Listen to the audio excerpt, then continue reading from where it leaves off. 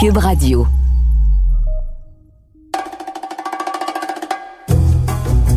J'adore quand on reçoit Guy Nantel parce que c'est la personne qui est plus controversée que moi. Fait que j'adore ça. À côté de lui, je me sens comme Gino Chouinard. Il y a comme un baril rempli de merde qui se promène au-dessus de notre tête, puis de temps en temps, il arrête au-dessus de la tête de quelqu'un, puis il se déverse, et ça dure 3 jours. Ouais. Et il faut que tu sois patient. Après ça, le baril reprend son chemin. Il faut pas juste que tu sois patient, il faut que tu sois solide, parce que même il y a des gens, même ne serait-ce que ce 3 jours-là, ou même ne serait-ce qu'une heure, ils sont pas capables, ils capotent leur vie, puis ils sont pas capables. Mais je pense que et Guy, et toi, et moi, on est des gens qui se sont fait une carapace au fil des ans, tu sais. Avec l'âge, c'est tannant, par exemple. Je t'avoue que maintenant, j'espère le moins possible être dans des shitstorms comme ça. Ça veut pas dire que je m'auto-censure, mais je suis content quand le baril ne se déverse pas sur ma tête. Et, c'est pour ça que c'est le fun qu'il y ait d'autres candidats. Et lui, ces temps-ci, il se déverse. On dirait qu'il est stocké au-dessus de la tête de Guy Nantel. Pauvre Guy! Et c'est assez particulier quand même parce que c'est un gars qui vient, comme toi, d'un milieu assez modeste. Son père était chauffeur de taxi. Toi, ton père travaillait en usine. Et je lisais sur lui aujourd'hui et j'apprenais plein d'affaires comme, par exemple, son père s'était essayé à écrire des blagues pour comme les couche-tôt et des émissions comme ça. Les couche-tard. Les couche-tard. Pourquoi j'ai dit les couche-tôt? Avec Jacques Normand et Roger Beaulieu. Toi, j'imagine que tu te souviens de la musique des couche-tard? Quasiment. C'est un monsieur qui venait d'un milieu très modeste puis essayait d'être scripteur. Puis c'est drôle parce que son fils donc lisait en secret les blagues ou les scripts que son père écrivait pour percer dans l'humour.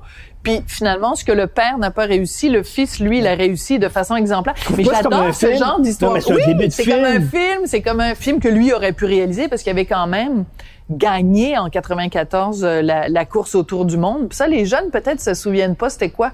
C'était plein de jeunes Québécois qu'on envoyait partout à travers le monde puis qui devaient se débrouiller par les moyens du bord. Puis ça, c'était avant le cellulaire, puis c'était avant Internet. Et ils avaient quelques jours dans le pays où ils arrivaient pour faire des reportages, les renvoyer à Montréal. Et là, c'était montré à une émission, je sais plus si c'était le samedi ou le dimanche. On était tous fascinés. Tous les jeunes regardaient ça. C'était capoté. J'aimais tous tellement les jeunes ça, cette regardaient ça. C'était génial. J'aurais adoré faire ça. Ça a accouché d'une génération de réalisateurs, tout comme... Tu sais, dans les années 50-60, c'était l'ONF. Ouais. Après ça, il y a eu la génération de Musimax. Ouais. En fait, de Musique Plus. Il y a plein François Gérard. Ouais. A commencé à faire des clips à Musique Plus. Il y a cette génération-là.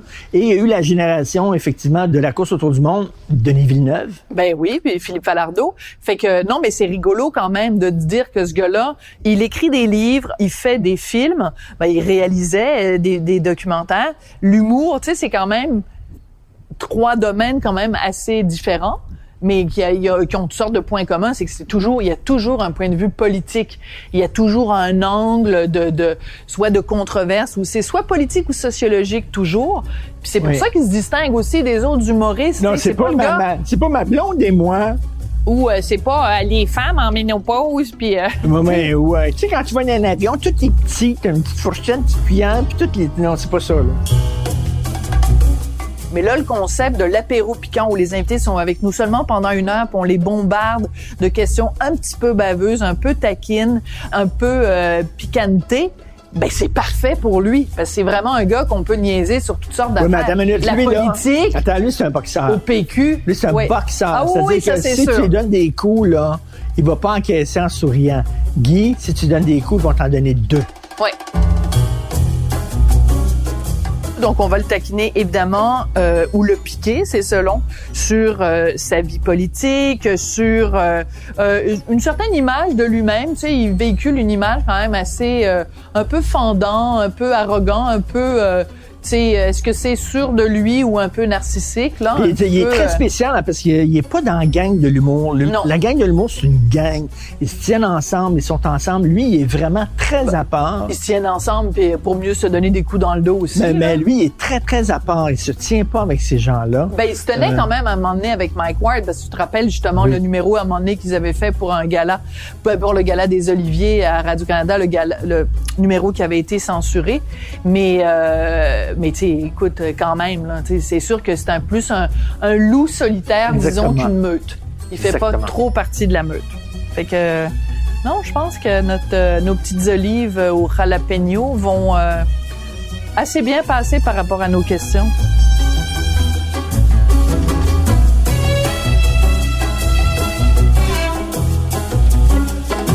Hey Guy, on va trinquer. Toi, avec du gin tonic, moi, du vin rouge. Martineau, whatever. Ben, on partage le gin tonic. Oui, un gin tonic. Comme je disais tantôt à Sophie, je suis tout le temps content de te voir parce que je me sens Gino Chouinard à côté de toi. Il me semble que je suis le gars que tout le monde aime. Tu sais, habituellement, c'est moi là, que le shitstorm d'en face. Et là, c'est toi. Ouais, mais je suis souvent comparé à toi. Oh boy, ça, c'est pas une bonne idée. Oui, non, je prends ça comme un grand compliment. Mais c'est vrai que chaque fois... Ou Mathieu Bock-Côté, c'est toujours ça qu'on me dit. Mais je t'avais comparé à Mathieu Bock quand on s'est parlé la dernière fois. Chaque fois qu'on se voit, t'es pogné dans une controverse et on se pose vraiment la question, est-ce que c'est toi qui cours après la polémique, après la controverse, ou c'est la controverse qui te court après? Il faudrait qu'on arrête de se voir. Ça peut être ça la solution. On n'a pas fini de vivre ça. On n'a pas fini parce que, qu'est-ce que tu veux que je te dise? Je cours pas après rien, mais je recule pas. Ah, c'est bien dit. Je n'ai pas peur de personne. Je ne crains pas de plus faire de choses. Si je suis pour arrêter ma carrière, j'arrête. Mais je vais pas faire les choses en demi-mesure ou en demi-teinte juste parce que il y a même pas 1% de la population qui est très en colère et très démonstrative et très militante. Ne pas faire de compromis, est-ce que c'est une qualité ou un défaut? Ben, ça dépend dans quoi. Je veux dire, dans ta vie de couple, ça peut être un défaut, mais il faut savoir dans quoi on fait pas de compromis. Puis dans nos valeurs fondamentales, moi, je pense qu'il faut pas en faire.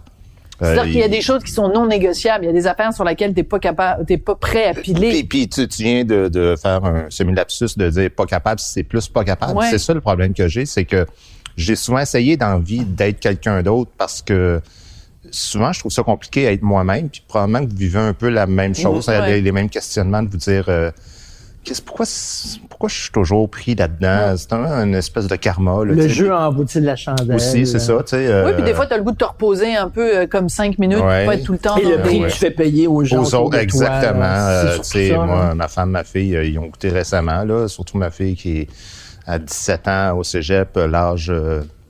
Tu as déjà vécu, Richard, tu me l'as dit aussi, la même chose avec ta fille à peu près au même âge. Fait que tu veux pas faire vivre ça aux gens qui ne choisissent pas cette vie-là. Mais qu'est-ce que tu veux, je te dise?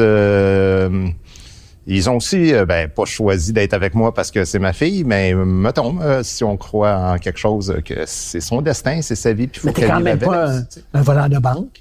Non, c'est ça. Non, il n'y a aucune honte à avoir. C'est juste qu'elle est peut-être emportée dans la tourmente, puis en même temps, elle a 50% de son bagage génétique qui vient de Guy Nantel, donc elle doit avoir un petit peu de ton caractère de cochon quand même aussi. Oui, tout à fait. Puis, mais t'aimes ça être aimé dans la vie au départ. Il y a personne qui veut se faire haïr. Puis ma fille, c'est sûr qu'elle est à un âge où les amis, c'est important. Puis là, la pensée des amis qui mettent des pouces en l'air sur des statuts qui me bâchent puis qui me traitent de violeur ou n'importe quoi. Attends, des amis de ta fille qui mettent un pouce en l'air? Comment dire? Connaissances. Tu sais, quand t'es au cégep, t'as toujours une gang de 22 amis, là. Tu comprends? Oui, mais c'est pas tes 2-3 plus proches, mais t'es vois quand même dans le jour puis ils te font d'une belle façon.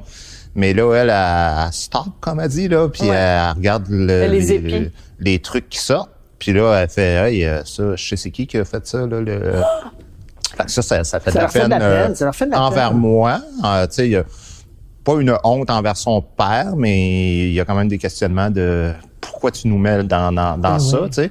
Puis moi, je dis, c'est pas moi qui vous mets là-dedans, c'est la société dans laquelle on est. Puis donc, tu réponds à ma question. C'est pas toi qui cours après le trouble, c'est le trouble qui court après. Est-ce que Bourdieu courait après le trouble en faisant le recul global? Bonne question. T'sais, en même temps, je te trouve pas super modeste de te comparer à Bourdieu. Ben, oui, en quelque part, c'est un peu dans le même sens, c'est-à-dire que tu vis dans une société où il y a une grande hypocrisie par rapport à des valeurs, entre autres la religion. Et là, il y a d'autres valeurs qui, pour moi, sont quand même des religions là, qui font surface.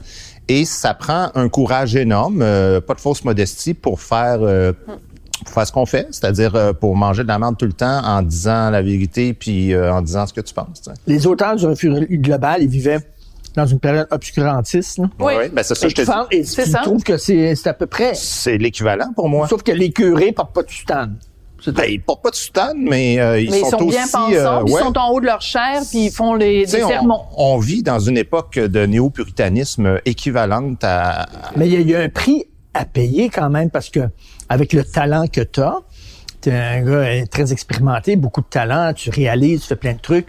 Mettons, si tu dis, OK, je vais aller dans la mouvance, ou je vais faire des sketchs sur ma blonde, des gags sur ma blonde, ma vie personnelle. Tu ferais beaucoup d'argent.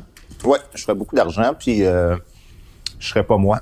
Fait que tu serais pas heureux. Je ferais quoi avec cet argent-là, tu sais, je veux dire. Puis honnêtement, j'en fais déjà de l'argent, tu sais, fait que moi, j'ai jamais compris les gens qui sont riches puis qui veulent être plus riches en se travestissant. Je fais comme, pourquoi tu veux plus d'argent, tu sais?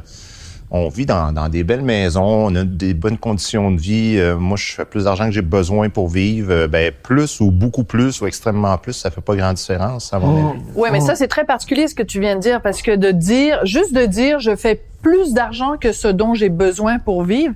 Tu sais à quel point au Québec, parler d'argent, c'est tabou. Donc, t'es un humoriste, tu fais de l'argent, puis tu dis, j'en ai plus que ce dont j'ai besoin pour vivre. Déjà, il y a des gens qui taillissent juste que tu dises ça. Ouais, mais non, c'est pas...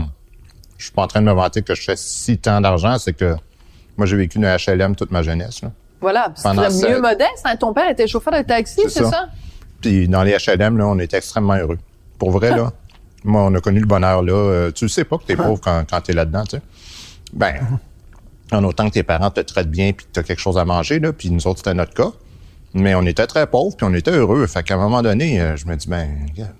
Puis en plus, il y avait quelque chose de le fun qui a pu. Fait que, quand j'étais enfant, là, je trouvais que c'était pas tous des grands génies puis des gens très cultivés qui étaient autour, là. Il y avait toutes sortes de monde, tu sais. Mais les règles étaient claires puis étaient simples. Tu savais à qui tu avais affaire, tu savais jusqu'où tu pouvais aller, puis c'était quoi qui arrivait. Mais aujourd'hui, là, on vit une société... Regarde juste, mettons, la liberté d'expression. C'est un bon exemple. La liberté d'expression, tu entends ça sans arrêt que tu as la liberté d'expression. Vous l'entendez sans arrêt de vous faire dire « Hey, de quoi tu te plains? On te voit partout. » Mais le problème, c'est pas l'accès à la liberté d'expression. C'est le prix que tu payes pour avoir ouvert ta gueule. Fait que c'est vrai que tu l'as, la liberté d'expression. Moi, j'ai plein de tribunes. Tu sais, j'étais à Tout le monde en parle il y a pas longtemps. Je dis tout ce que j'ai à dire. Mais après, là, le prix à payer... Sur Instagram, il y a une fille, là, elle s'est posée puis elle a juste écrit en haut j'encourage tout le monde à aller faire du bullying sur Guy Nantel avec tous les moyens dont vous disposez sur toutes les plateformes possibles. Même pas gêné. Puis ça, c'est des gens qui gueulent après moi parce qu'ils disent que je fais du bullying, mais ils sont pour la diversité, sauf la diversité d'opinion. Mais le bon côté des choses, et ça, je vais te le demander parce que tu vas le savoir plus que moi. Quand on dit t'es controversé, Richard, je dis au coin des rues Rachel et Rachel, je suis controversé. Mais sortez, toi, tu fais des tournées. C'est un phénomène très montréalais, ça. Ben oui. Quand tu vas en région, les gens, ils sont d'accord avec toi. Moi, je reste sur Rachel et Rachel. Là. Puis, dans la République du Plateau. Il n'y a pas un Christ qui vient m'écœurer. Hein? Ah non? Ils sont tous bien braves sur Facebook puis ces affaires-là, mais moi, j'ai aucun problème. Là. Moi, aller prendre des marches à l'UQAM, là... Ah ouais? Penses-tu que je m'empêche de sortir dans un bar puis d'un restaurant puis de...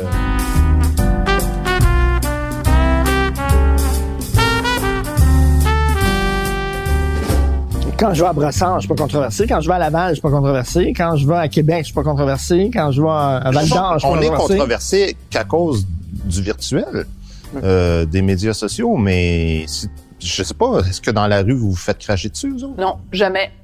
Non. Ben, moi, j'aime la pandémie parce que quand tu rentres dans les endroits, t'es masqué, fait qu'ils me reconnaissent pas, c'est parfait. C'est génial. Non, mais des fois, ça m'est arrivé que tu arrives dans un restaurant et là, tu montes ta table, tu t'assois, puis tu vois les gens à côté qui te regardent, puis ils roulent des yeux, puis ils font... Oui, mais ça, c'est correct, t'es capable de vivre avec, là. On vit tous. Ça me fait suer. Oui, mais ça, c'est eux qui vivent ça. Moi, viens pas parasiter ma soirée. Ça, c'est la même affaire que ma page Facebook. Moi, là, des fois, j'ai des ampoules sur le doigt tellement que je barre du monde. J'ai aucun problème avec ça. Puis là, j'adore ça. Puis là, les idiots, ils m'écrivent « T'es pour la liberté d'expression, mais t'es contre les gens qui pensent différemment de toi. Tu penses pas différent de moi. Tu m'as écrit « crise de vidange sale ». C'est pas une opinion, ça. C'est pas une divergence d'opinion. Non, mais c'est ça. Fait que moi, c'est tolérance zéro. Et c'est pas parce que je vais avoir que des gens qui me ressemblent. Sur ma page, il y a plein de gens qui sont pas d'accord avec moi. Mais je dis juste, les gens qui savent pas vivre, moi, tu peux bien être assis dans le même restaurant. Moi, puis que je le vois, là, tu sais, on a des antennes à un moment donné, là, quand t'es connu. Tu le vois, là, quelqu'un qui... oui, ça te déplaît. Puis les fonctionnements. Ben, moi, je me souviens, tu sais, il y a 2 ans, il y avait un gars, ben, pas 2 ans, que je compte là, c'est dans le temps de la grève, en 2012. Ouais, en 2012. Puis, fait que là, je suis dans un restaurant, puis on est dans ça, puis là, je le vois à l'autre table qu'il y a un petit couple, puis le gars qui, tu sais... Il commence à s'énerver. Le lendemain, il m'écrit sur Facebook. Je suis passé un cheveu de me lever puis t'as crissé mon poing d'en face. Ben, j'ai dit, écoute, ça tombe bien. J'ai dit, moi, je reste juste à côté du restaurant. Fait que j'ai dit, tu me donnes un rendez-vous n'importe quand. Pourquoi t'as tardé? Pourquoi t'as hésité? T'es si sûr que tes valeurs sont bien bonnes, là. Vas-y. Mais de toute façon, c'est quoi ça, là? C'est quoi? Je suis pas d'accord avec toi, j'avais envie de te crisser mon poing dans la face. C'est quoi ça? Mais il faut résister à ça. Il faut leur dire, peu importe le jeu que tu vas jouer, que ce soit un jeu rhétorique, que ce soit un jeu physique ou n'importe quoi, tu ne m'énerves pas. Ouais. Puis lève-toi du restaurant, puis viens me parler 2 secondes. Oui, mais toi, t'as comme une ceinture noire en karaté ou je sais pas quoi, puis 3e dan en aïkido. Moi, je connais rien là-dedans. Là, mais... Je te jure que ça n'a rien à voir. Oui. Non, mais tu te défendrais, là. Physiquement, t'es... Oui. C'est arrivé 2-3 fois que j'ai fait arrêter du monde, moi, des voleurs sur la rue puis des trucs de même, là, tu sais, récemment. C'est vrai. Il y a une histoire qui était sautée sur un voleur. C'est ça que je te dis, moi, je ne recule pas devant l'injustice, devant l'abus surtout. Et c'est ça que cette personne-là fait. Elle abuse. C'est-à-dire qu'elle se dit, puisque maintenant il n'y a plus de risque pour moi, je vais abuser de mon pouvoir d'intimidation. Puis moi, je fais, ah ouais? Fait que, dans tous les cas, moi, je vais voir la police. Je barre du monde, je fais toute la job qu'il faut. Tu as déjà porté plainte et la personne qui te menaçait fait 4 mois de prison. Ouais, absolument. 4 mois de prison. Puis raconte, quand la police a débarqué chez lui, il y avait comme... il y avait matière A, là. Il y avait un arsenal, il y avait tous les trucs de Marc Lépine. C'est un collectionneur de weirdo, là, de Dawson College. Mais encore une fois, Guy... Dawson qui avait une suite. Oui, Kim Virgil. Ouais, encore une fois, tu racontes ça.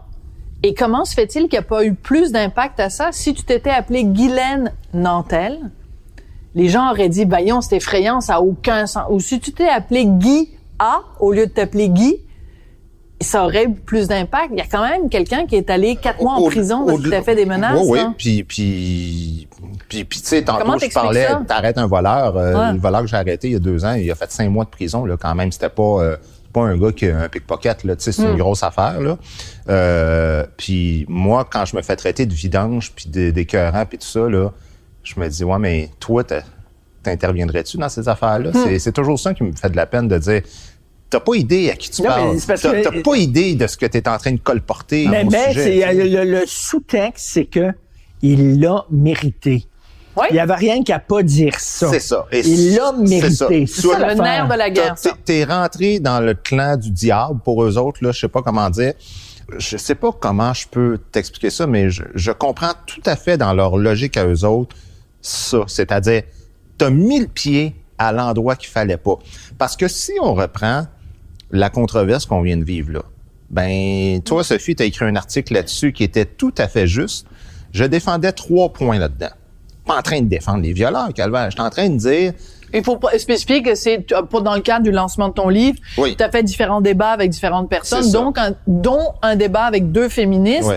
et t'as été accusé de valoriser la masculinité toxique et la culture du viol. Non, mais je le dis parce que c'est pas tout le monde qui est au courant. Non, t'as raison de l'expliquer, puis de carrément de dire, les gens m'accusaient carrément d'encourager les violeurs. Chaque jour, je reçois encore des messages de niaiseries de même.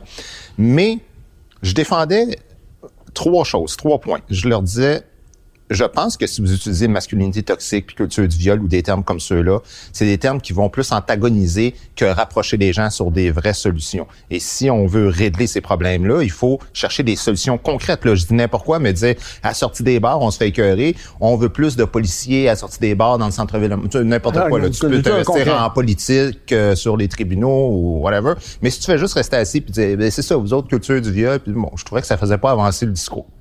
La deuxième chose que je disais, c'était à propos... Les dénonciations anonymes sur le web. Dénonciations anonymes. Je disais, moi, je crois aux institutions dans une société. Oui, l'état de droit. Je crois pas qu'elles sont parfaites, mais on a 2 choix, soit qu'on les respecte ou qu'on les respecte pas. Et si on les respecte, ben, on peut pas faire à la fois le respect des institutions et de faire des dénonciations anonymes. Puis si on les respecte pas, c'est le chaos puis l'anarchie. Alors, c'était ça. Puis la troisième, c'était Anne-Marie Duprat, qui est une humoriste, puis dans le fond, qui disait comme quand moi je faisais des jokes sur le sexe, ben là, je me fais accuser d'encourager la culture du viol. Mais si une fille le fait l'équivalent, puis là, je citais de ses blagues, ben là, c'est juste de l'humour léger. Oui. Bon, mais écoute, c'est des points desquels on peut débattre. Je demande pas à tout le monde d'être d'accord avec moi, mais je dis franchement, où est-ce qu'il y a un soupçon de centième, de début d'idée de encourager les violeurs? C'est absolument ridicule. Non, mais surtout, absurde. En disant ça, ils banalisent le viol. Tu sais, à un moment donné, si à la limite, si un regard est une agression sexuelle, mais c'est quoi une agression sexuelle? Ouais, c'est ça aussi. Mais ça, c'est pas de la faute des féministes, c'est la loi qui a décidé qu'on disait plus viol qu'on disait agression sexuelle. Si on dit que lui, il encourage les violeurs, ça n'a pas de bon sens. Qu'est-ce qu'on dit, les violeurs? Mais l'erreur que tu as faite, selon moi, si je peux me permettre, c'est que t'as fait ces trucs-là, t'as fait ces capsules-là, faut en parler, et tu t'as dit, ben, on va débattre de différents sujets. Mais, excuse-moi de te le dire, mais t'étais très... t'avais pas nécessairement énormément d'écoute. Tout à fait d'accord avec toi. D'accord. Et aussi, les termes du débat étaient pas nécessairement super clairs. En fait, l'idéal, ça aurait été qu'il y ait toi, un invité et un modérateur entre les deux qui modère le débat. Là, tu te trouvais à débattre et à modérer le débat. C'est des bonnes critiques. Je me suis fait reprocher 2-3 affaires comme ça, que les débats, que j'ai pas mis tout le débat, que j'ai monté. J'ai fait du montage. Puis quand Guilla faisait ça, tout le monde en parle, on haïssait ça. Ouais. En fait, ça, le montage, je l'ai fait, c'était pas pour choisir des affaires. Tout le monde savait qu'on tournait à peu près 3/4 d'heure puis qu'on gardait une demi-heure. Mais c'est que t'étais juge et parti, c'est-à-dire que t'étais à la fois l'animateur du débat et un débatteur. Mais je sais pas si le mot en fait, ce que je voulais faire, ça existe pas. Donc, il y a pas vraiment de mots pour ça, mais ça a été bien expliqué à tout le monde. Comment on a approché les gens? On a dit, je sors un livre et moi, je donne une chance à la société, aux gens dans la société qui sont pas d'accord avec moi, de venir me convaincre que ce qui va être dans mon livre, c'est pas bon. Fait que ce que je disais, c'est que je traite de sujets controversés et je vais approcher des gens qui s'exposent beaucoup à la télé, dans les médias et qui défendent ces différentes causes-là. Ouais. Et on leur dit à l'avance, là, ma recherchiste, là, elle leur disait, là-dessus, là, Guy, ce qu'il pense, ça va être ici, il pense ça de ce sujet-là, puis... Donc, c'est plus une confrontation. Tu as raison de dire que j'avais pas beaucoup d'écoute et que c'est pas un débat il va y avoir du sport dans le temps. Ouais. Là. C'est pas comme ça que je le voyais. Moi, je le voyais vraiment comme, moi, je m'en vais vous dire exactement ce que je pense, puis vous autres, là, convainquez-moi que j'ai tort. Que t'as tort. Ouais. Et c'est peut-être pas une bonne idée en passant, là, mais je dis juste que je vendais pas ça comme un concept télé de débat, parce que c'est pas normal que l'animateur ait vraiment un parti pris aussi évident que celui que j'avais. Mais tu sais ce que ça me dit? Moi, ce que ça me dit, c'est que au Québec, on ne sait toujours pas comment débattre. On sait pas comment débattre. On sait pas comment confronter nos idées avec une thèse, une antithèse, une synthèse. On ne sait pas faire ça. Puis ça finit que c'est comme, moi, je te crie après, toi, tu me cries après. Puis après ça, on met ça sur le web. Puis après ça, les gens se crient après, en se criant après, à propos d'un criage après qu'il y a eu sur T'as raison dans une de vidéo. dire qu'on ne sait pas bien débattre, ou en tout cas, c'est pas une tradition qu'on a. Par contre, je te dirais qu'on a fait 5 émissions comme ça, puis c'est la seule qui a mal tourné. Oui. Les Ben quatre- oui, les femmes, les maudites femmes. Non, mais les 4 autres, il y a un échange intéressant, respectueux, Oui. avec des gens qui sont totalement à l'opposé là, dans Mais les idées. est-ce que tu as été surpris de l'ampleur que ça a pris, cette Oui, oui. controverse? Parce que c'était juste toujours Oui, bien oui. des petites capsules sur le web. Là. Oui, oui, C'était tout à comme fait. ça a pris une ampleur délirante. Là. Quand ça finit, le tournage, je suis rentré chez nous, puis j'étais comme moins content de celle-là, là, parce que je trouvais qu'il y avait beaucoup d'antagonisme, mais je pensais pas que ça verrait aussi intense que ça. Mais Ce qui est plate, c'est que parler de masculinité toxique, c'est intéressant. Questionner la culture du viol, c'est intéressant. Comment ça se fait qu'on n'est même pas capable, comme société, de s'asseoir, des hommes et des femmes, puis de se parler de ces questions-là?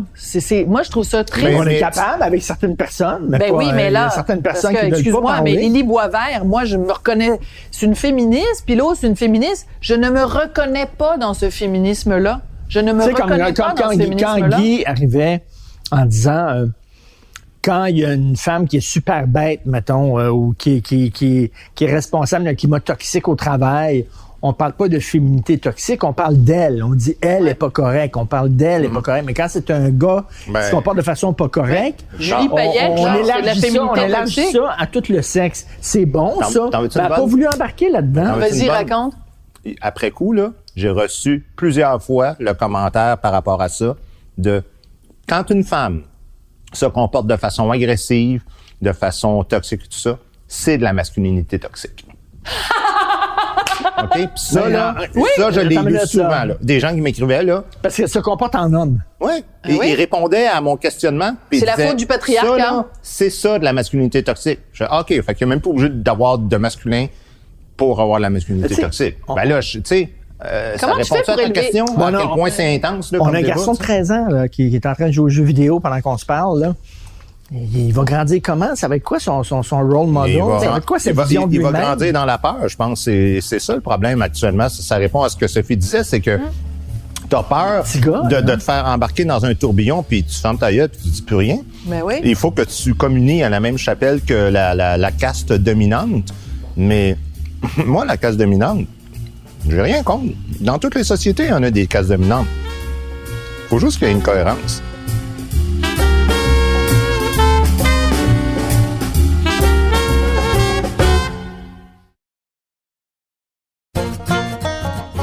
Quand j'ai eu 30 ans, je me suis lancé comme défi de tuer un chevreuil et de pêcher un saumon. Et je suis pas encore sûr pourquoi, mais je suis rentré dans un nouveau monde. Des milliers de caribous. Des histoires de beauté, J'étais dans l'eau, nu comme un verre, puis la truite était à côté de moi. des histoires de bois. Il y avait un ours dans l'arbre au-dessus de sa tête. C'est ce que je vous propose dans cette nouvelle série balado de Cube Radio. Je m'appelle Philippe Vincent Foisy. Je vous invite à écouter Histoire de chasse et pêche, disponible sur cube.ca et les autres plateformes de balado.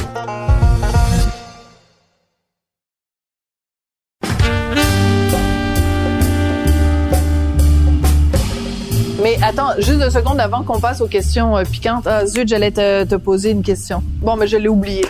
Moi, c'est de ta faute, hein, Martineau. Ben, j'ai rien pris Mais de non! bol. Ben oui, mais là, mais qu'est-ce que tu veux? Je te dis, ça m'a déconcentré, mon Je chéri sais d'amour. plus dominé par la Ah, mon Dieu, féminité toxique de... la Ouais, masculinité toxique. Non, mais ce que Hey, je trouve... tabarnouche, t'étais avec Je veux- les deux, t'étais avec Lily Boisvert, puis l'autre, puis t'as osé parler des germaines. Oh, Ouais. mon Je dis, Dieu. ah, tabarnouche, il y a des couilles quand même, parler des germaines à des féministes. Non, ça existe. Mais ça existe. Ça existe. Ça existe? Ben, je pense qu'ils sont capables de le reconnaître. Là.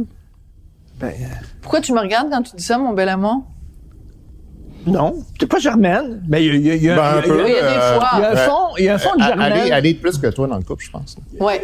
Alors, le principe de l'apéro piquant, c'est évidemment des questions piquantes. Alors, on te soumet ce bol-là. C'est un petit peu notre gimmick de l'apéro. Alors, Tu fais t'as une différentes question, questions puis piquantes. t'alises. Puis, il y en a avec 1 piment, Problème, 2 pas de piments, problème. 3 piments. Ah, Puis, ça me fait pas peur. Des petites non, moi Tu, non. tu mets ça dans la vaisselle tantôt? Dans le lave-vaisselle, tu mets tout ça dans la vaisselle? Non, mais toi, t'as quand même découvert comment fonctionnait le lave-vaisselle. Parce que ça a pris 6 mois quand on a déménagé ici. Tu savais pas comment partir le lave-vaisselle. À chaque fois que tu voulais partir le lave-vaisselle, tu disais, Sophie, comment on fait?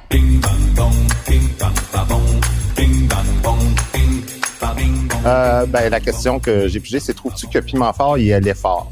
Trop fort, en fait. Tu as travaillé dans Piment Fort. Ouais, j'ai fait. Ouais. Comme tout le monde. Ben oui, tous les humoristes étaient là à l'époque. Puis il y avait quand même beaucoup de jokes à l'époque. Puis là, je vais dire un mot qu'on n'a plus le droit de dire. Il y avait des blagues sur les fifs, il y avait tout ça. Ouais. Et Danny Turcotte, qui maintenant, qui est plus ou moins fou du roi, tout le monde en parle, mais je veux dire, il avait pas encore fait son coming out à cette époque-là. Puis il y avait quand même beaucoup de blagues sur les gays, il disait rien. Puis il y a beaucoup de dépassements aussi à Piment Fort. Qu'est-ce que t'en penses? Moi, je vais vous dire ce que je pense de Piment Fort. Puis vous allez comprendre ce que je pense de le prolongement sur l'humour, sur différents thèmes qui sont un peu crunchés présentement. OK. Le défaut de Piment Fort, c'était pas d'y aller trop fort. C'était pas de s'attaquer à des sujets comme l'homosexualité ou le racisme ou l'insignifiance d'un artiste ou d'un autre. Le défaut, c'est que c'était souvent insignifiant. C'était de la saucisse. C'est une machine là à faire à tous les jours. Et l'émission, là, parce qu'on faisait semblant qu'on improvisait, là, mais c'était tout scripté. Oui, il paraît que tout était scripté. Tout le monde le sait maintenant. Puis, c'était scripté en une demi-heure. Tu sais, je veux dire, on va te poser telle question, puis c'était vraiment... fait que, je veux dire, Richard Martineau, il est laid. Mais dire Richard Martineau, il est laid... Tu sais, mettons, dire Guy Nantel, il a une grosse tête, là. Ça fait 43 humoristes qui disent ça. Ouais. Mais quand Mike Ward, à un moment donné, il a dit « Hey, Guy Nantel, là, il délousse ça pareil, un col roulé. » Il dit la même chose. Mais il y a une... Puis là, après, il dit il y a une finesse. sa mère a accouché en 68, a arrêté de saigner en 71. Tu sais. Bon, comprends-tu? Il va aussi loin que quelqu'un qui dit Guy Nantel a une grosse tête. Le problème, c'est pas de dire...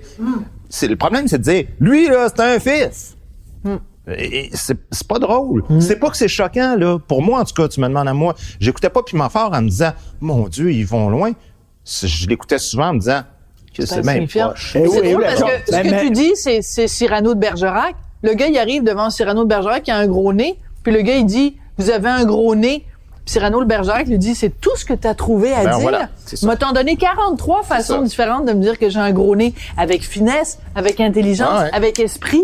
Mais de l'esprit, t'en as pas. Ce que tu nous dis, c'est Cyrano de Bergerac. Mais tout est dans le ton, tout est dans la façon de virer les affaires, tout est dans... Bien faire son travail pour un humoriste, pour moi, c'est de dire sans dire. De dire de quelqu'un qui est laid sans dire le mot laid. De dire de l'autre. Très bien résumé. Pour moi, c'est ça, l'humour. Ouais. Il y a des gens qui disent que la rectitude politique, ça a effectivement dérapé, mais que la base était bonne. C'est-à-dire, est-ce qu'on veut vraiment revenir à des jokes de fif? Ben oui, mais bien sûr. Des jokes de tapette et tout ça. Comme, tu sais, il y a eu mais Richard, c'est pas important. L'idée de base qui était bonne. Non, l'idée de base n'est pas bonne. De dire, voici les catégories desquelles on ne peut plus faire de jokes. C'est ridicule. T'en parles dans ton livre. Ben oui, ça ne marche pas, ça, ce que tu dis là. C'est ce qui compte. Mais regarde bien ça. On peut rire de tout. À C'est quoi, à un moment donné, il y avait un quiz, c'était mort ou fif. Il donnait le nom d'un artiste, puis tu t'appelais, puis tu disais, es-tu mort ou il est fif? On veut-tu vraiment au lieu de aller mort là ou ou quoi? Oui, mais on veut pas y aller parce que c'est cave. C'est pas qu'on veut pas y aller parce que ça traite d'homosexualité. On veut pas y aller parce que ça manque de finesse. C'est vraiment juste là que ça se joue. Après, gars, si toi, tu veux décider de dire qu'il va y avoir des sujets desquels on peut plus rire, ben, sens-toi bien libre, mais assure-toi d'une chose, c'est que tout le monde va avoir ses sujets, puis là, à un moment donné, ça va faire en sorte qu'on pourra plus rire de rien. Mais bon, on revient tout le temps à ça, la fameuse affaire de Mike Ward et tout ça. Bon, j'imagine que tu étais content quand tu as appris le verdict et tout. Ouais. Mais là, il y a des gens qui vont dire, si toi, ton enfant était handicapé, puis il y avait un gars sur scène qui riait de ton enfant à toi, c'est pas vrai que tu dirais on me l'écrit souvent. Vive la liberté d'expression, je suis pour ça, c'est pas vrai, là. Ouais, ben tu sais, pour que de l'humour, ça marche, la première condition absolument nécessaire, c'est la référence. S'il n'y a pas de référence, il n'y a pas de blague. Ben, c'est-à-dire mais que ton fils n'est pas connu. Si je fais une blague sur l'enfant de ta voisine, il n'y a pas de rire parce que la référence n'est pas là. Alors, moi, on fera pas de joke sur ma fille parce que ma fille ne verra jamais dans les médias. pour commencer. Ce que je suis en train de te dire, c'est que le problème, il vient en amont. Là. Il vient des parents, il vient de la mère. Oui, mais à ce moment-là, mettons que, justement, pour continuer dans la même lignée que Richard, mettons que Mike Ward il avait fait une blague sur le fils de Véro et Louis Morissette.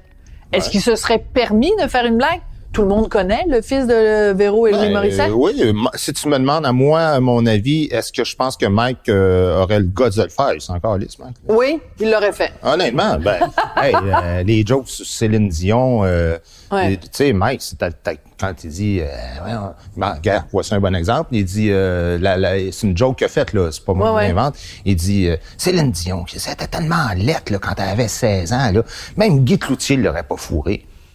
C'est dans un de ses shows. Oui, et même Guy Cloutier l'aurait pas fourré. Ben, tu vois, ça répond à ta question. Tu parles de Véronique Cloutier. Ben, je pense que Véro a dû entendre ça puis faire comme, c'est pas ma joke préférée dans le show, là. Non.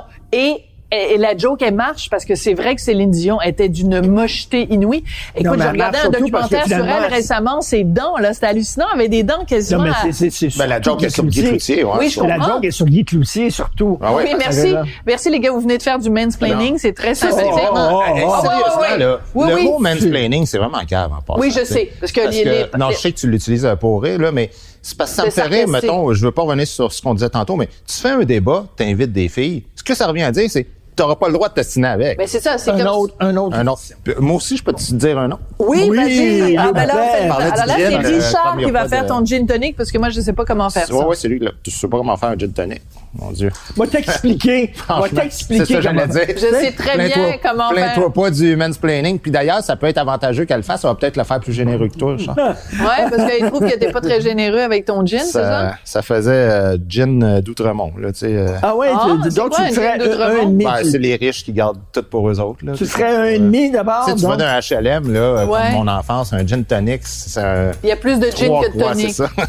OK, Martineau, arrête de faire des gins d'Outremont, là. Non, c'est une pure blague gratuite.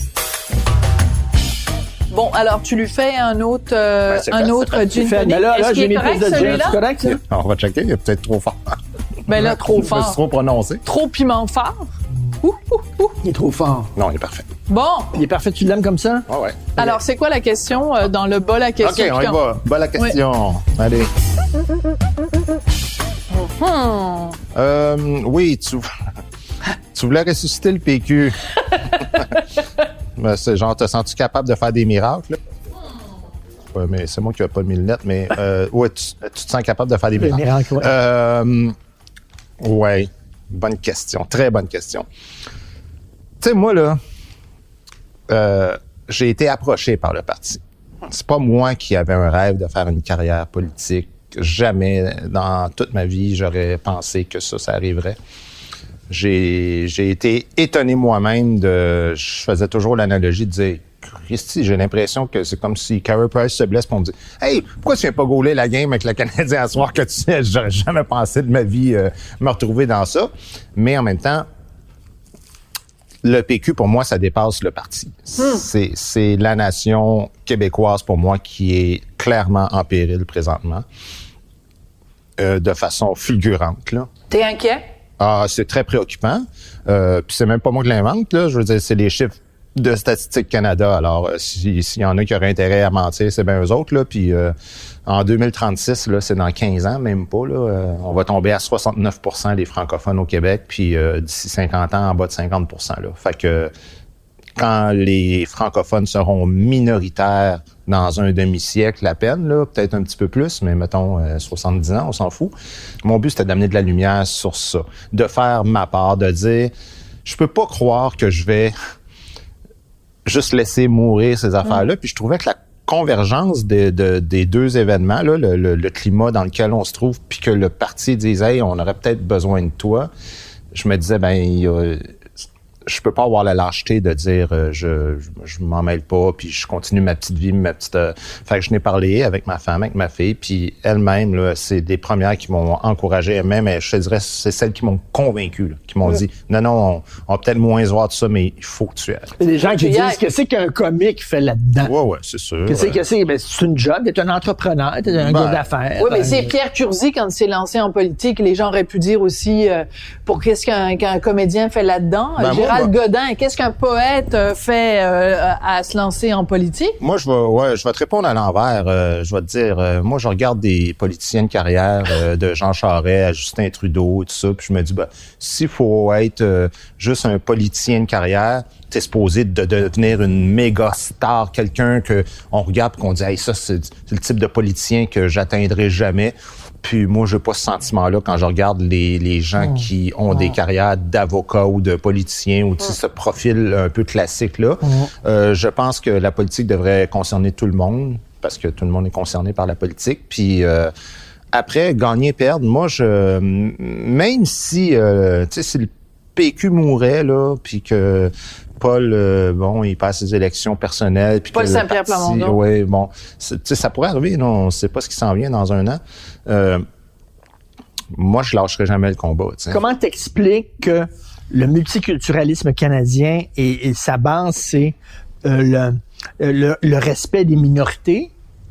Et comment ça fait que nous sommes une minorité, puis on ne nous respecte pas pantoute? Si on respecte toutes les autres minorités, pourquoi pas nous? Parce que le reste du Canada se calisse de nous. Parce qu'on a un gros problème en tant que minorité. Premièrement, on est la plus grande et la plus vigoureuse, mais c'est surtout qu'on est la fondatrice. Tu sais, le Canada, là, c'est pas 2 peuples fondateurs, c'est un peuple fondateur. Oui. Puis 2 avec les Autochtones, là, si on les compte comme un peuple, mettons. Mais les anglophones qui aiment bien se voir comme un peuple fondateur, ils sont quand même arrivés longtemps après. Alors, de reconnaître ça, ils sont obligés aussi de reconnaître que ce pays-là a été d'abord et avant tout formé par des francophones sur des terres autochtones. Et après coup, ça fait en sorte que la légitimité de l'existence même de ce pays-là, elle est en péril, tu comprends? Et ils nous ont volé tous nos symboles. Quand tu y penses, le mot Canada définissait dans le temps les Québécois, c'était l'équivalent de Canadien français. Alors qu'à la même époque, les Canadiens anglais se considéraient toujours comme des citoyens britanniques. Les Canadiens, c'était nous. Le Haut-Canada, c'est là que j'allais, oui. Le castor, qui était un symbole de la Société Saint-Jean-Baptiste. La feuille d'érable qui est sur le drapeau, c'est l'érable argenté qui est surtout dans l'Est de l'Ontario, mais essentiellement au Québec. Je veux dire, à chaque fois qu'il y a un symbole... Ça, c'est tout détruit dans ton premier livre, d'ailleurs, même si la je me trompe pas. Même la poutine, ils essayent d'en faire un mets canadien. Tu sais, à chaque fois qu'on a quelque chose d'identitaire, soit qu'ils essayent, le Canada anglais, de nous l'enlever, de nous le retirer, ou de le combattre, comme ils vont faire avec la loi 21 ou la loi 96 ou la loi 101. Est-ce qu'on fait piger un autre... Ah oui, oui, tout à fait. On est là pour ça. Un autre affaire. On est là pour te piquer. C'est meilleur, plus fort. Oui, c'est meilleur. Oh mon Dieu! Dieu! Toi, t'es plus intéressant quand il est plus fort. Guy Nantel, tu viens de créer un monstre. Déjà que Martineau, ça lui prend son petit gin tonic. Avant, t'en prenais un chaque jour, pas maintenant. Non, le week-end maintenant. Mais plus... Moi, je prends ça pas mal à tous les jours, puis je te dirais que plus il est fort, mieux c'est. Sais-tu pourquoi? Parce qu'il met moins de liqueur sucrée, ça lui fait moins de bédane. Ah, c'est bon, d'accord. Pourquoi je fais ça? Mais moi, je l'aime comme il est, mon mari. Quoi? Tu as tendance à vouloir... Comment je suis? Je t'aime. Laisse parler notre invité. Non, allez-y. T'es en train de dire, je l'aime avec une bédaine. C'est ça que t'es en train de dire. C'est pas ça que j'ai dit. J'ai dit, je t'aime comme t'es. T'as-tu une bédaine? Ben oui. Je veux dire, moi aussi, à ce compte-là, j'en ai un, mais j'en ai une, mais... Vous maintenez bien pour votre âge.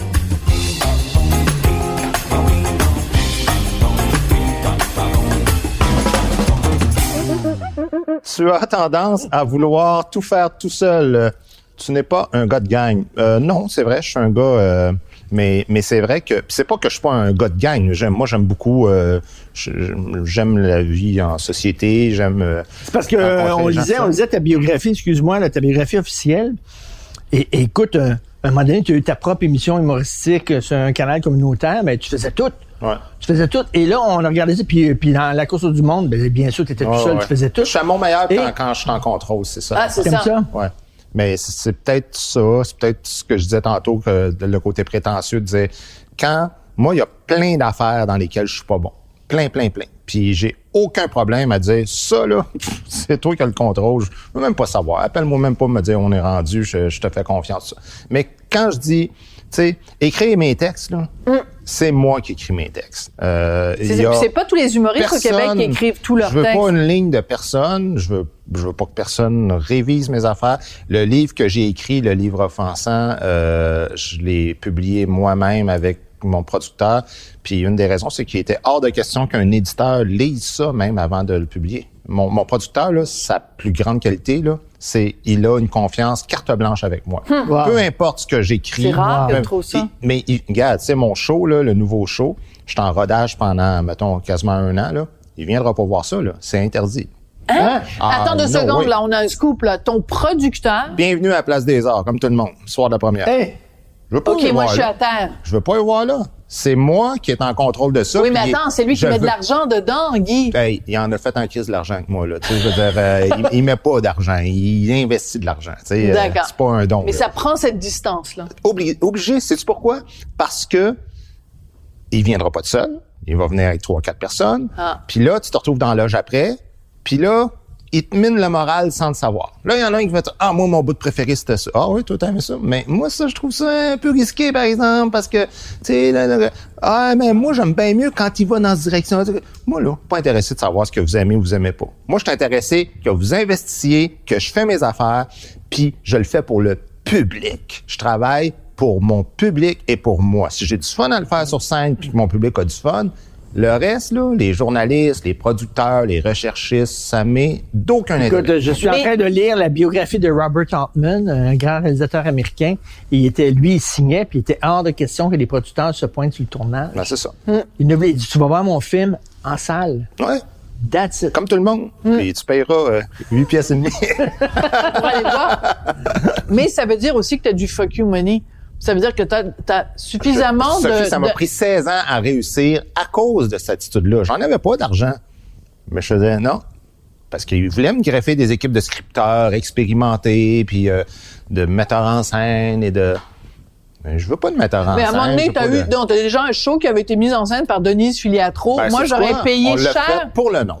On l'a Ah, fait pour oui. le nom, d'abord et avant tout. Puis j'ai un énorme respect puis une grande affection pour Denise Filiatro. Mais si tu me demandes la vraie vérité, là, c'est quand tu peux mettre Denise Filiatro sur ton poster puis que t'es pas connu. Mais je te garantis qu'il y a mauditement du monde dans le showbiz qui s'intéresse à toi, qui s'intéressait pas à toi avant. Après ça, évidemment, la compétence de Denise, tout ça, Ben ça oui. vient complémenter ça. Mais au moment où tu prends ta décision, d'abord et avant tout, tu fais... C'est du marketing. Quoi? T'aimes ça faire les tournées? Ah oui, ah oui. Ah oui, je ne vis que pour ça. Puis toutes sortes oui? d'affaires. Là. Même, tu sais, moi, je suis en rodage présentement, là. Cabane à sucre, bowling, un bar. Pourquoi? Pour découvrir la région, pour rencontrer le monde? C'est la vie, c'est le contact, c'est la vie. Est-ce que tu as eu en tournée le phénomène de t'es un humoriste, t'es connu, il y a plein de filles qui veulent coucher avec toi juste parce que t'es humoriste? Toute chose étant relative, comme dit Einstein, il y en avait beaucoup plus qui s'intéressaient à moi que si j'avais pas été humoriste, ça c'est sûr. J'ai jamais été moi j'ai Un chick magnet? Non, c'est-à-dire que moi j'ai besoin d'émotions, tu sais, j'ai besoin de puis je sais pas que j'ai pas eu d'aventure d'un soir, là, c'est pas ça que j'essaie de faire croire, mais j'ai pas été beaucoup attiré par ça. Mais par contre, la vie de tournée de se péter à la face puis de veiller jusqu'à 4h30 du matin, de finir dans la maison dont on n'a plus aucune idée chez qui on est, puis de ça, j'ai bien aimé ça, ce genre d'affaires-là, tu sais. Ta vie, Michel Barrette, tu l'as eu, là. Ouais, c'est ça. Mais tu sais, moi, ça fait quand même 23 ans que j'étais avec la même femme, fait que puis j'ai jamais trompé ma femme, fait que qu'est-ce que tu veux que je te dise, à un moment donné, c'est tu me ramènes donc dans les 10 premières années de ma carrière, là. J'étais plus jeune, j'avais des cheveux, puis j'étais un petit peu plus un peu plus joli qu'aujourd'hui. Fait que oui, Est-ce que c'est important pour toi ton apparence physique? Non, pas du tout. Non. Pas du tout. Je te jure là, il y a. Parce que t'en parles quand même. Des fois, tu dis bon ma tête, les gens qui font des commentaires sur ma tête, je tout sais ça, que je suis mais pas particulièrement beau là, tu sais, puis Ben, je pense que ce serait. non, mais t'es pas Tom ni Cruise, plus moche, là, ni ben, plus beau que non, qu'un autre, je suis pas en train de dire que je suis un laidron, mais je dis juste que je corresponds pas au standard, mettons, de beauté là dans notre Oui, mais si société, t'étais Brad Pitt, est-ce que les gens riraient non. autant? Moi, je changerais rien. Moi, Okay. c'est un avantage d'avoir ce que Sur 10, tu donnes combien? Ben, ça dépend. Si tu me parles pour devenir mannequin, je me donne 3. Si tu me parles pour devenir humoriste, je me donne 9. Là, tu sais, non, mais tu comprends, c'est un avantage en humour d'être imparfait, d'avoir un côté un peu d'avoir des défauts finalement, tu sais, Être comme tout le monde. Être comme tout le monde, puis un peu caricatural. Donc Le feeling que j'ai de toi, c'est que tu tiens pas avec la gang de l'humour. Hein? Il y a comme la gang de l'humour, puis toi, t'es bien mes amis, l'honneur. là, T'es l'honneur. en fait, c'est, tu sais, bon, moi, T'es un loup En fait, t'as pas d'amis. On est tes seuls amis. Ouais, c'est ça. Puis on se voit aux 2 ans. Fait que en fait, mon vrai bonheur, pour vrai, moi, c'est ma femme, ma fille. Là, je passe énormément de temps chez moi avec elle. Puis elles sortent pas. Là, on n'est pas mondains. Personne les connaît. Puis ma femme, elle sort pas. Elle existe, là. T'as vraiment une femme, t'as vraiment une fille, là. C'est pas un mythe. Oui. Non, mais je veux dire, elle sort dans sa vie avec ses amis, mais je veux dire, c'est pas quelqu'un qui court le jet set, là, puis tout ça, tu sais. Elle va pas aux premières, puis non, elle peut pas puis moi non plus. Donc, déjà, le showbiz, tu comprends bien que si on n'est pas dans les premières, ni un ni l'autre, ben forcément, il y a personne qui On nous ne voit voit jamais là. ces tapis rouges. Bon, je veux rien savoir hein. de ça. J'ai ça, ces niaiseries-là. Ah non, mais là, c'est une merde, là, mais gars. Tout est faux là-dedans. Là, tout est, quand t'es dedans, là, tu le vois bien comment tout est fabriqué. Oui, mais ça monte ta cote. Si t'es là souvent dans les journaux potins, ça montre que... Là, Richard, là, c'est ce que t'as à vendre. C'est ce que t'as à donner au monde. C'est pas... tu peux bien fabriquer artificiellement des affaires, mais à un moment donné, les gens, ils voient que c'est du stock, là, tu sais.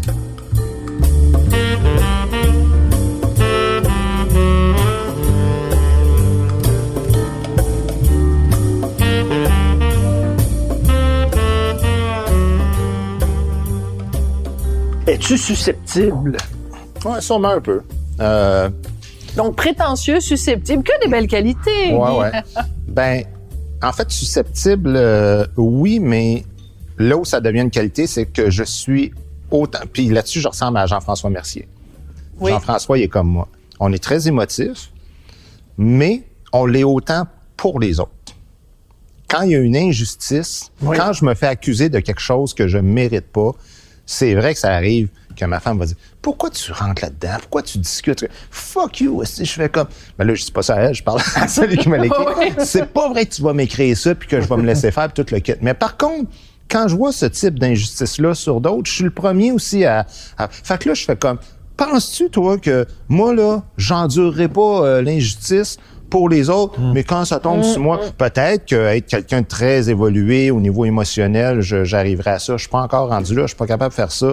Quand je me fais cracher au visage, tu sais, même physiquement, là, mettons qu'on est dans un bar, il y a un gars qui passe puis il me crache d'en face. Moi, Écoute, à la page 30 de son livre, il rend hommage à Jean-François Mercier comme étant une des rares personnes qui ont pris publiquement position en ta faveur. Ouais. Et je trouve ça très gentleman de ta part c'est d'avoir Jean-François pris... Mercier, merci, est la seule personne du milieu de l'humour à être venue à ma première médiatique.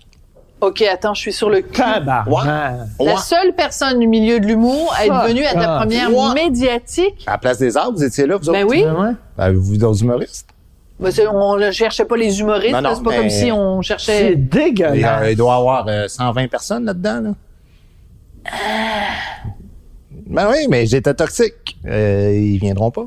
Si on défendu Mike Ward, il défendrait pas cette gang-là. Je pense Il que- monterait pas sur une scène avec un Tu sais, sparadrap sur la bouche. Mike, ben, quand ils ont fait ça, c'était un numéro en duo, Mike et moi, mais Oui. c'est vrai que Mike était plus important dans cette histoire-là. Mais c'est un numéro en duo qu'on faisait qui avait été barré par Radio-Canada. Radio-Canada, C'est ouais. pour ça qu'il avait fait ça.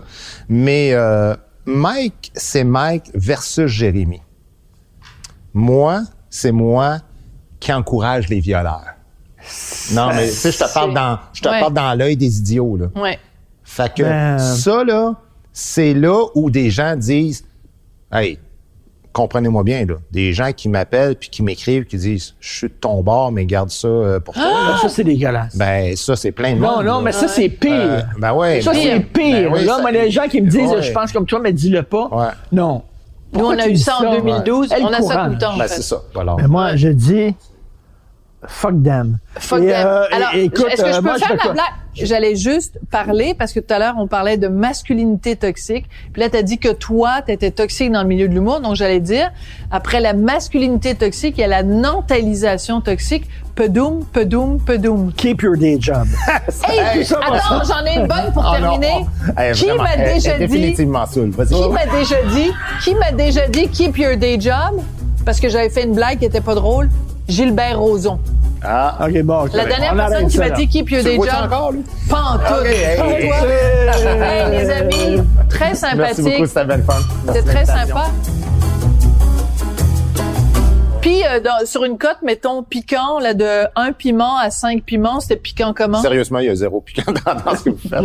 Bon, va falloir qu'on change le concept de l'émission, Richard, c'est trop gentil. Non, c'est pas trop gentil. C'est OK, moi, ben alors j'en ai une bonne je trouve pour ça toi. parfait. Mais OK. Non, c'est Que- fini, là. Non, on Vas-y, continue. vas-y. Ah ouais. Non, C'est fini. Se la- Anne-Sophie nous fait signe qu'on peut continuer. Ben oui. Quelle question Je piquante pense on qu'elle aurait saoule. dû te... Quelle question piquante on aurait dû te poser? C'est pas que je... Attends, laisse-moi y penser. C'est pas que je cache quoi que ce soit, mais... Mais si on avait voulu te c'est parce déstabiliser, que je on suis t'aurait pas demandé le bien quoi? bon gars, honnêtement, parce que j'ai pas de crainte sur ces affaires-là. Ben voilà. Ben tant mieux. Fait Là, que comme t'es en train de dirait... demander de lui de faire notre job. Quelle question on aurait dû te poser? Chris, on fait pas ça aux invités. Non, mais moi, on était certain que quand Guy Nantel viendrait faire l'apéro piquant chez nous, que lui nous poserait des questions piquantes. Il n'y en a pas eu. C'est comme ça que se termine l'émission. Merci J'aurais beaucoup, pu vous en bonsoir. poser une à vous autres. Oui, mais c'est trop tard, malheureusement. C'est OK, tout le temps bon, qu'on c'est avait. correct. Je vais vous la poser après le tournage, d'abord. Non, je vous aurais demandé... Non, on tourne OK. plus, c'est terminé. Ah ouais, c'est quoi? Ben, en fait, c'est plus toi, Richard. Ah, comprends. Non, mais tu vas comprendre pourquoi. Parce que Richard est plus dans la provocation que toi. Toi, je sens que c'est plus journalistique ce que je lis. Puis Richard, il est plus dans le « Oh, les petits lapins, papa. » Puis des fois, tu Ouais, mais teases, c'est ce là, que tu sais, je pense. tu... Ouais, que mais je c'est pense. vraiment ce qu'il pense. Non, mais peu importe. Ce que je veux dire, c'est est-ce que des fois, tu sens que tu n'as pas une part de responsabilité dans la... on va dire la haine globale que tu sens que tu n'as pas un peu tricoté une partie de Non. ça en antagonisant un peu les gens, oh mon petit chouchou, tu sais, quand tu parles à quelqu'un comme ça. Sur ma tombe, ça va être écrit en anglais. Désolé, parce que c'est une expression Non, c'est anglaise. correct. If they can't take a joke, fuck them. C'est ça. Quand je dis les petits lapins, c'est drôle. Mais en même temps, j'ai souvent pris la défense des petits lapins. Moi, je suis très touché actuellement par les jeunes parce que j'ai des enfants tu sais, dans la vingtaine. 26, Et, 23, 14. Et ça va être extrêmement difficile pour eux autres d'acheter une maison. C'est la première génération où ça va être plus... Ils iront pas plus loin financièrement que leurs parents. Ouais. Tu le sais, là. J'ai souvent défendu les jeunes en disant c'est pas facile, mais en même temps, les petits lapins, c'est comme une joke. Là. Non, mais en fait, c'est que des fois, moi, je te lis, puis je lis, mettons, comme une joke. Joseph Facal, puis je trouve que vous avez à peu près le même Ouais. fond argumentaire. Oui, mais moi, je pense- vous n'avez pas le même ton. OK, ce mais qui moi- fait moi- qu'au niveau du respect, c'est un peu Oui. comme la personne que hey, Nantel, tout ça, puis l'autre qui va dire Monsieur Nantel, j'aimerais ça vous dire, même s'ils disent à peu près la même chose, je vais avoir tendance OK. à plus respecter celui-là OK, que... je tu sais, vais terminer c'est- là-dessus. De toute façon, moi, je suis rendu la pignata de la gauche. Fait que quoi que je dise, ils vont me taper dessus. Et moi, je ne joue pas du clavecin. Je fais du heavy metal. Ouais. C'est ça que je fais. Mais mes textes sont heavy metal. Ouais, Tu sais, ouais. Si tu veux avoir de la finesse et du clavecin et tout ça, il y en a d'autres pour ça. Moi, quand tu me lis, tu le sais que quand tu vas voir un show de Megadeth, ben c'est Megadeth. C'est ça, c'est comme ça que je le vois. Mais sauf que la différence entre nous deux, c'est que moi, c'est ce que je t'avais déjà dit d'ailleurs, moi, je suis un humoriste qui parle des fois sérieusement. Et ça amène quelque chose pour moi une forme de sécurité, c'est que je suis toujours quand même un humoriste, tu sais. Toi, t'es un... Mais je fais de Je l'humour vais appeler ça beaucoup. journaliste. Un gars Je fais de sérieux. l'humour Ouais. beaucoup quand même. Non, mais c'est ça, je te dis. C'est que t'es comme à cheval. Regarde, je vais Ouais. le dire autrement. Les deux, on est à cheval entre le propos de fond sérieux et le ton baveux humoriste. Hein? Mais moi, je suis un humoriste qui fait ça, puis toi, t'es un journaliste qui fait ça, et ça, c'est moins bien accepté. Comme un politicien...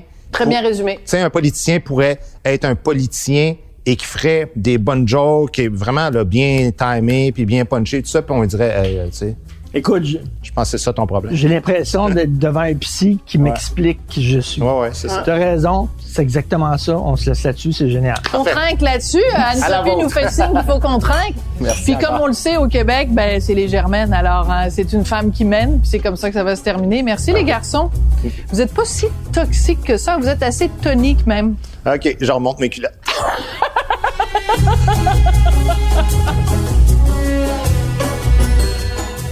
Vous avez écouté l'apéro piquant avec Sophie et Richard. À l'animation, Sophie Durocher et Richard Martineau. À la recherche, Sophie Durocher. Au montage, Philippe Séguin. À la prise de son et à la réalisation, Anne-Sophie Carpentier et Bastien Gagnon-La France. Une production Cube Radio.